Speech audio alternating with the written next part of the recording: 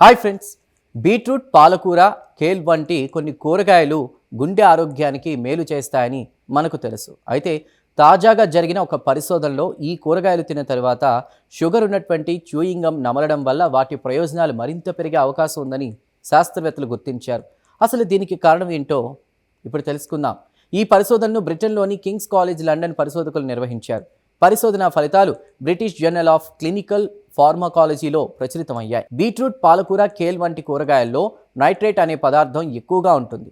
ఇది మన శరీరంలో నేరుగా పనిచేయదు. ముందుగా నోటిలో ఉండేటువంటి బ్యాక్టీరియా దీన్ని నైట్రేట్లుగా మారుస్తాయి. ఈ నైట్రేట్ రక్తనాళాలను సడలించి రక్త ప్రసరణను మెరుగుపరచడంలో సహాయపడుతుంది.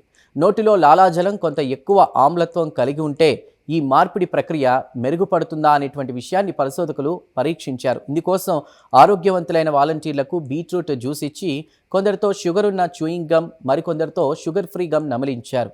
పరిశోధనలో ఆసక్తికరమైన విషయం బయటపడింది. షుగర్ ఉన్న గమ్ నమిలిన వారి నోటిలో నైట్రేట్ స్థాయిలు దాదాపు 45% ఎక్కువగా కనిపించాయి. అలాగే శరీరంలో కూడా నైట్రేట్ స్థాయిలు పెరిగినట్లు గుర్తించారు. అంతేకాదు, షుగర్ ఉన్న గమ్ నమిలిన వారిలో రక్తపోటు కూడా స్వల్పంగా తగ్గినట్లు పరిశోధకులు గుర్తించారు. అయితే ఈ ప్రభావం కొన్ని గంటల పాటు మాత్రమే కనిపించిందని వారు తెలిపారు. అయితే దీన్ని బట్టి ప్రతిరోజు షుగర్ ఉన్న చ్యూయింగ్ గమ్ నమలాలని శాస్త్రవేత్తలు చెప్పడం లేదు. ఎక్కువగా షుగర్ తీసుకోవడం వల్ల దంతాల ఆరోగ్యానికి, శరీరానికి కూడా హానికరమని వారు స్పష్టం చేశారు.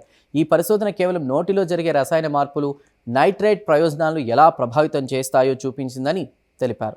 చూసారుగా, మన నోటిలో ఉండే బ్యాక్టీరియా కూడా గుండె ఆరోగ్యంపై ప్రభావం చూపగలదని ఈ పరిశోధన మరోసారి తెలియజేస్తోంది.